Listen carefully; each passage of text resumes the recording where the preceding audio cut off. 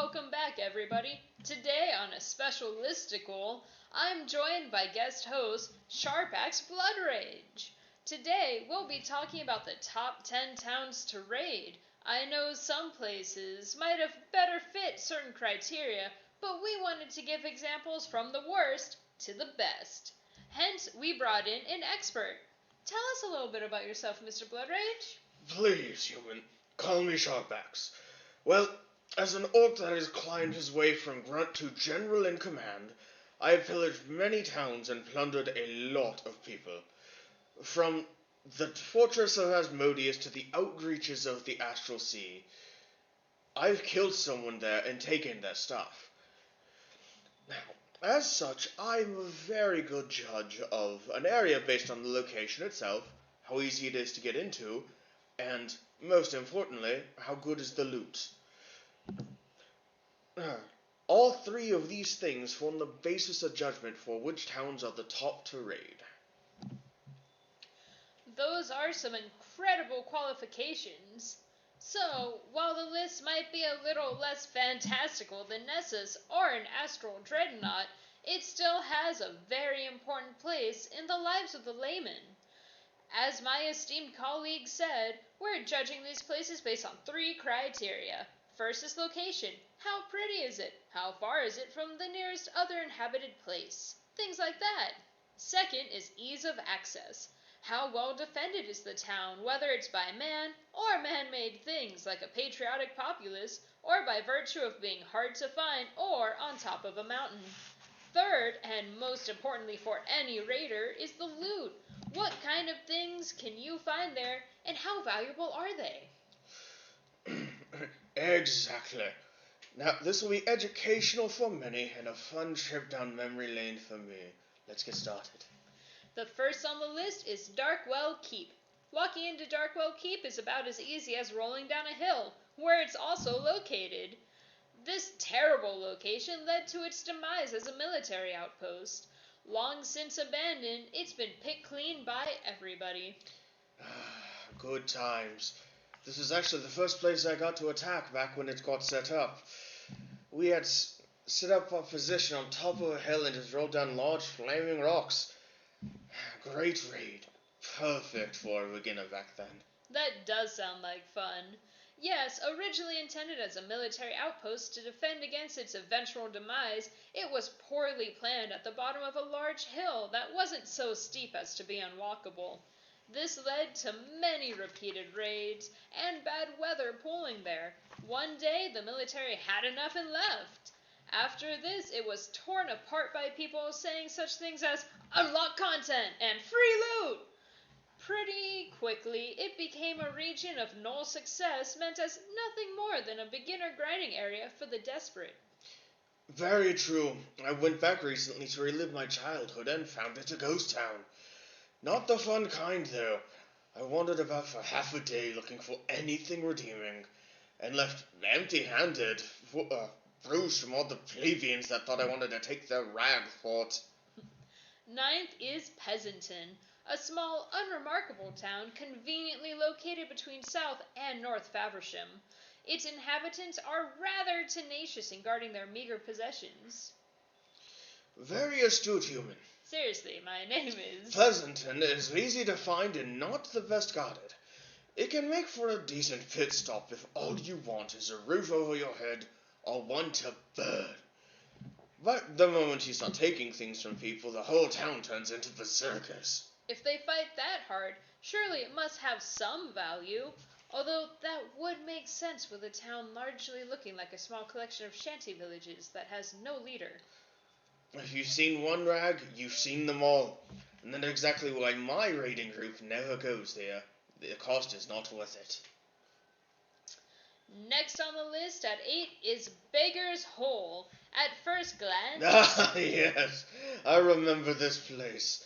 It was a welcome respite after the harrowing experience of Peasanton. Excellent stop for food. The people are more concerned with begging for money than holding on to a box and some beans.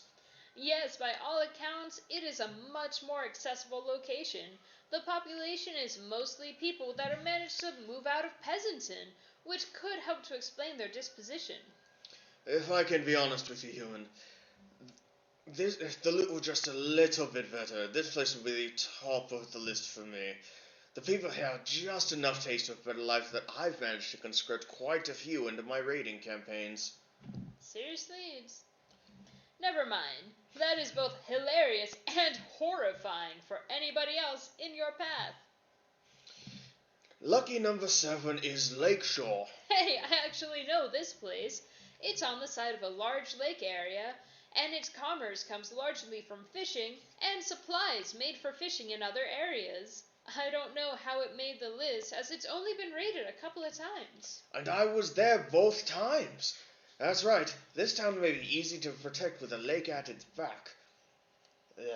Hold on. There we go. But if you enter through their extensive sewer system, getting in is as easy as beheading a slime. That was you? Wow! I can now put a name and face to some of my childhood trauma. So, why raid Lakeshore? Just to say you could? Right on the nose, human.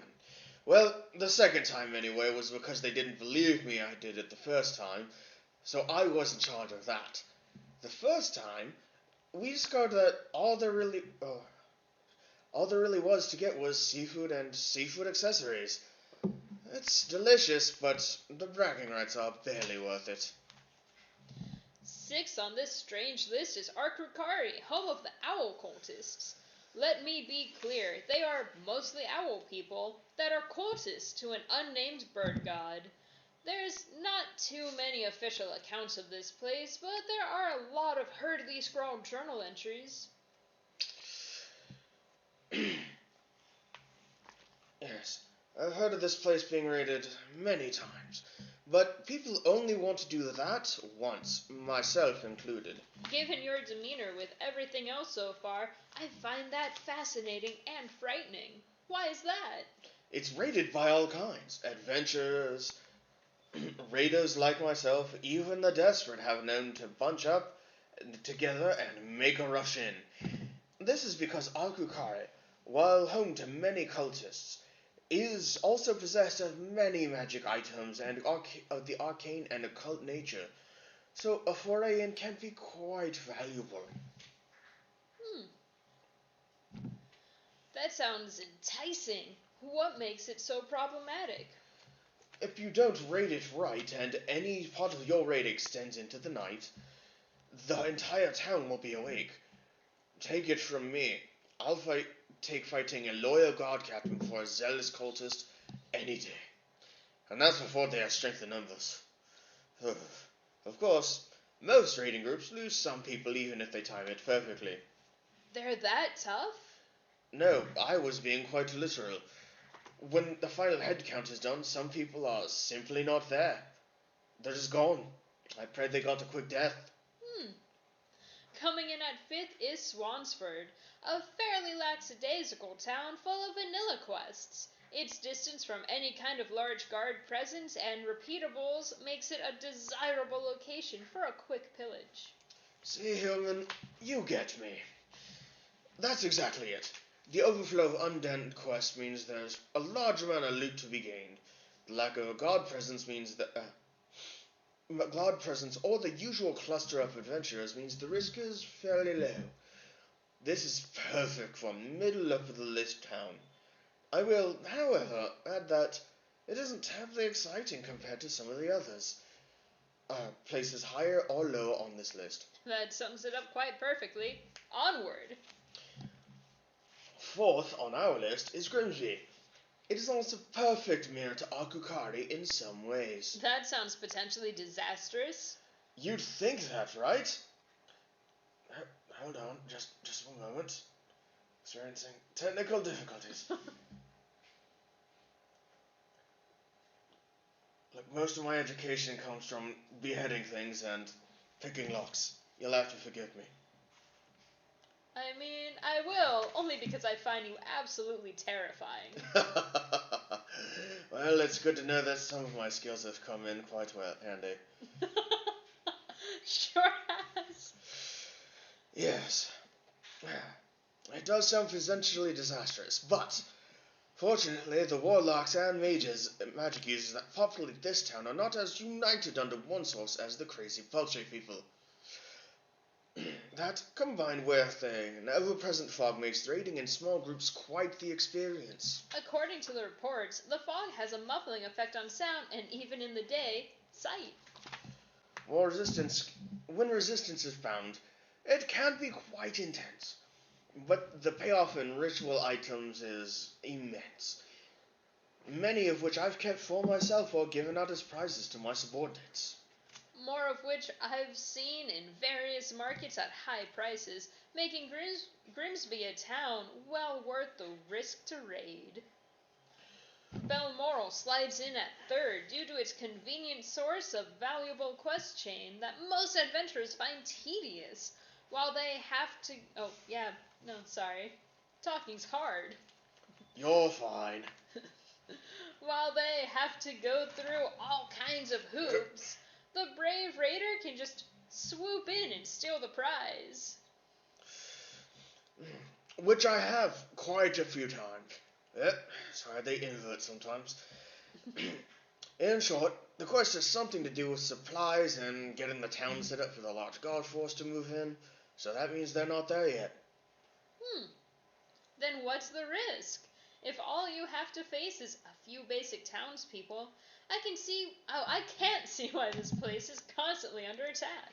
The irony is, the easy nature of raiding turned it into a microcosm of adventurers passing through, timing it to fight raiders and take their loot instead. While the question can be quite tedious, many just wait to win a quick fight and get out. They can't stay forever, and we all know that. It's an interesting series of mind games that I could do an entirely different discussion on. Unfortunately, that'll have to be a different video, as we don't currently have the time. The penultimate raiding town of South Faversham. I've had many great memories here. And we use it as a training ground for intermediate groups. Wait, you actually raid a town as a form of training? That doesn't sound right. It is quite odd. This town has a special currency entry point for select adventurers. This translates to yuppies with a lot of loot and no skills. None whatsoever. Because the ones that can fight have already left. I see, so you're taking advantage of dumb rich people. Human, if I didn't know where this was going, I'd take you with me when I leave. What's that supposed to mean? That's right. While completely lacking in ability, the very loot we've come to take gives these idiots the ability to put up a good fight. It really is a great testing ground for our journeyman raiders. Just send them in without any supervision, see who comes back. Wow! If it's that notable, I can only wonder how North Faversham fares. I can't stress this enough. Do not, under any circumstances, confuse North and South Faversham. South, great place to attack. North, don't. Not now. Not ever. Why's that? We don't talk about it. Alright then. Before we get to our number one, here's a few honorable mentions. Ayrshire, a town full of old halflings who have nothing but sadness and tea. Great location, actively welcoming, mostly just depressing. Tea is good. The people are repelling. Nordis. Sorry, it's called Nordis. It's perfectly understandable. Had to wear your special glasses to read these damn things. Famous for its extensive library of backstory books. Who wants to read those? Made me angry with all the reading. Bleakertown is a grey town full of uptight accountants.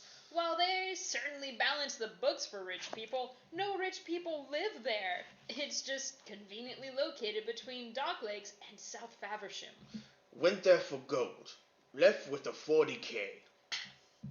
Mouth.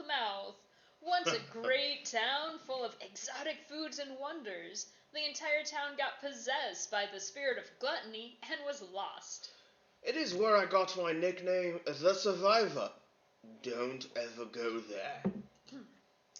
And last, we've come to Dock Lakes. We're actually doing this broadcast from here now. The town is at the top of many lists, and for some reason, at the top of the list of towns to raid. From my perspective, it's a large town full of high-level adventurers and an extremely well-trained guard force. I also share that perspective. So, that is what makes it fun. It is a very challenging raid, and if pulled off correctly can earn the raiding party major bragging rights.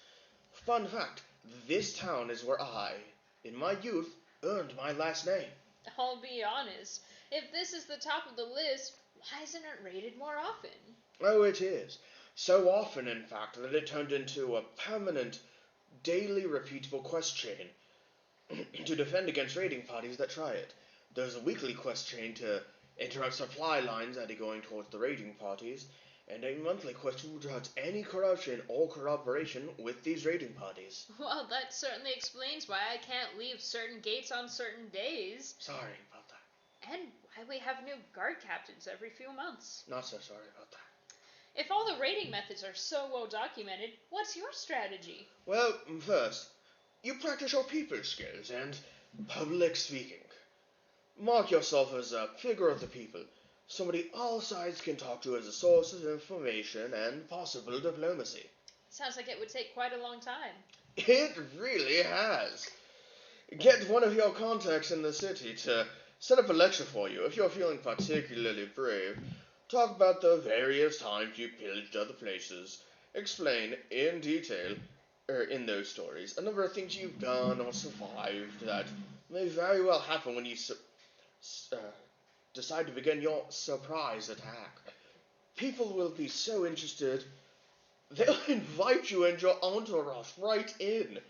You don't even have to sneak past the guards. Surprise attack? I'm gonna be honest, this is sounding less and less like a theory and more like a plan of operation. Yep, if you survive this, human, you might even have earned a name.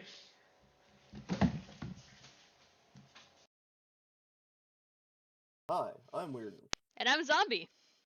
Thanks for watching our video, Don't forget to like and subscribe. and let us know what you thought in the comments below.